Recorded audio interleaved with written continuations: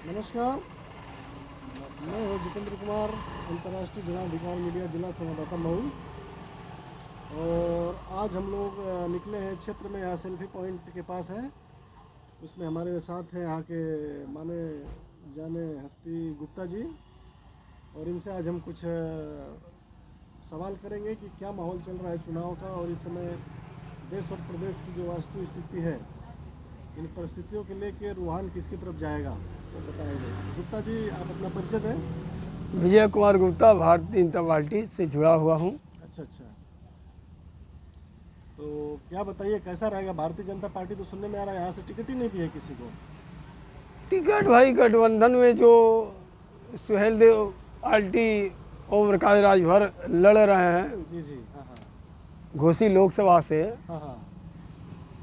सुनने में आया है कि अरविंद राजभर को, चूँकि ओम प्रकाश राजभर के सुपुत्र हैं, तो कैसा रहेगा? चुनाव जीत जाएंगे? वो तो बाहरी है ना। बाहरी से नहीं, जो पार्टी ने जिसको अथॉरिटी दे दिया है। तो भाजपा वाले ही तो सुनने में आ रहा है कि बहुत उनका बहिष्कार कर रहे हैं, बहुत सारा ऐसा सुनने में आ रहा है। नहीं, ऐसा कुछ नहीं है, ये तो विपक्षी दल वालों का। तो विपक्ष का तो बता रहे कि कैंडिडेट बहुत मजबूत है जो सपा ने उतारा है, और ऊपर से कांग्रेस से गठबंधन भी है सपा का। उसके सामने आप लोग कितना टिक पाएंगे? ऐसा है, विकास का कार्य जो है ना, जी जी, विकास के कार्यों पर हमारे प्रधानमंत्री मोदी जी का जो योगदान है पूरे भारतवर्ष में, उसको देखते हुए ये हमको उम्मीद है कि घोसी लोकसभा का चुनाव हम जीत जाएंगे।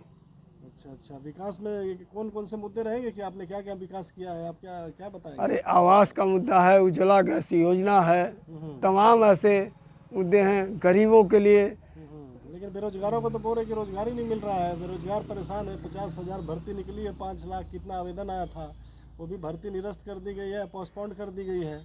उसको किस नज़र से देखते हैं? तो युवा, कोई भी बेरोजगार युवा तो वोट देगा ही नहीं, तो कैसे आप लोग सरकार बनाएंगे? देखिए, जो वांट का जहाँ तक सवाल है, जहाँ तक नौजवानों की भर्ती का सवाल है, इसमें भर्तियाँ निकल रही हैं। बीच में कुछ ऐसे अधिकारी हैं जो कि सरकार को बदनाम करने के लिए षड्यंत्र करती रहती हैं। षड्यंत्र रचा जाए, लेकिन पता चल रहा है कि सरकार में अफसरशाही बहुत ज़्यादा है। जनता का कह रही है कि अफसरशाही बहुत ज़्यादा चल रही है, बिना 10 बार दौड़े का कोई काम ही नहीं हो रहा है इस सरकार में। कहीं ऐसा कुछ नहीं है। हाँ, कानून का राज बता रहे थे, कानून का राज नहीं है। ऐसा कुछ नहीं है कि यहाँ गुंडे और माफिया या तो मार दिए गए हैं या तो प्रदेश छोड़ दिए हैं। अच्छा, ऐसा नहीं है। ऐसा उत्तर प्रदेश माननीय हमारी योगी जी मुख्यमंत्री ने जो कानून व्यवस्था एक मिसाल कायम किया है, वो अब तक के इतिहास में ऐसा कोई मुख्यमंत्री नहीं किया था।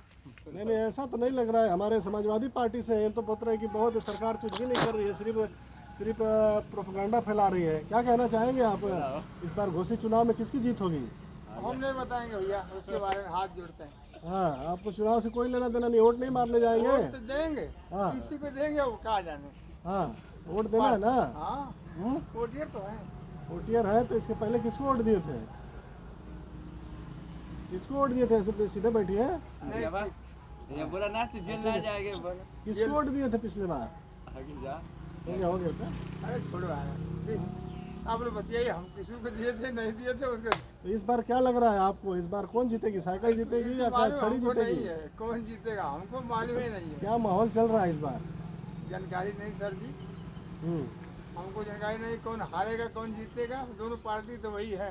दोनों पार्टी वही है, सभी राजनीति के एक ही थाली के सब चट्टे बट्टे हैं। ये सब गुप्ता जी, इस पे क्या कहना चाहेंगे आप?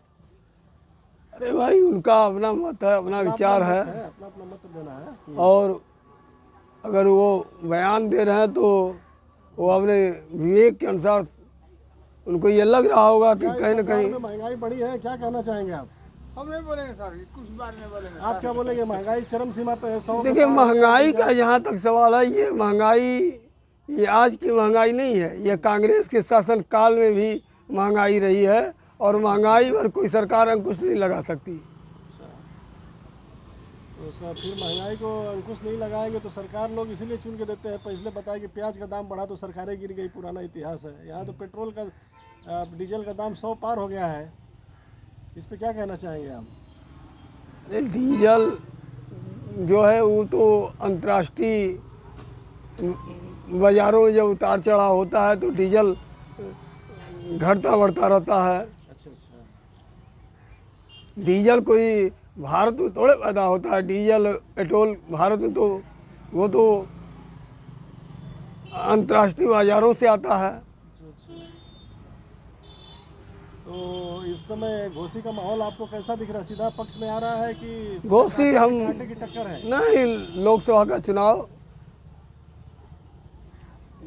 भाजपा से गठबंधित जो सुहेल देव राजभर की जो अगला कैंडिडेट आएगा वो कन्फर्म है कि चुनाव जीतेंगे। बहुजन ने तो अभी शायद कैंडिडेट भी नहीं उतारा है, और बहुजन आएगा तो फिर त्रिकोणीय मुकाबला होने की संभावना है कि वन साइड की आर पार, या कैसे नजर से देखें? बहुजन समाज पार्टी का वही हश्र होगा जो 2019 में हुआ, 2014 में हुआ।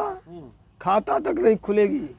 खाता तक नहीं खुलेगा, लेकिन इसके पहले तो लोकसभा में काफी 10 के ऊपर सीटें आई थी पिछली बार।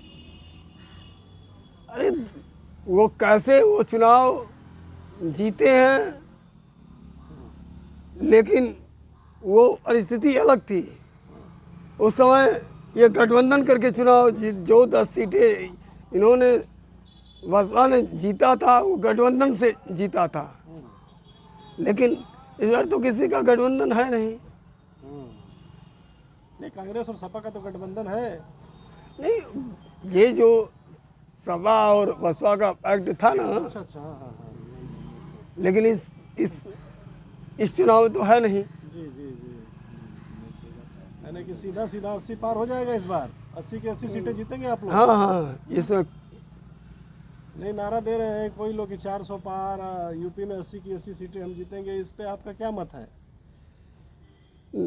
देखिए, चुनाव जो है हमको अपने कामों से ये विश्वास है कि हम 400 के पार जाएंगे। अच्छा, और यूपी कितने गरीबों का मकान आवास, आज तक किसी गवर्नमेंट में इतना आवास नहीं पास हुआ था जितना भाजपा शासन में आवास पास हुआ है।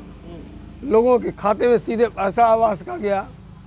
अच्छा, किसानों का भी पैसा बराबर समय पे आ रहा है? किसानों का भी पैसा आ रहा है। उज्ज्वला गैस योजना इस सरकार ने लाया, इससे हमको विश्वास है कि 400 के हम पार आ जाएंगे। अच्छा अच्छा। पूर्वांचल हमारा में मुख्य विकास ही मेन मुद्दा है। पूर्वांचल में तो बता रहे हैं कि पूर्वांचल में की जो सीटें हैं उनमें से आधी सीटें भी आना भाजपा का मुश्किल बताया जा रहा है। ऐसा कुछ नहीं है।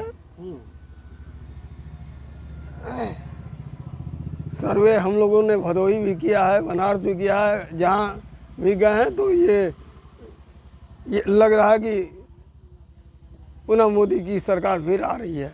यानी तीसरी बार मोदी जी हैट्रिक मारेंगे? हाँ हाँ बिल्कुल।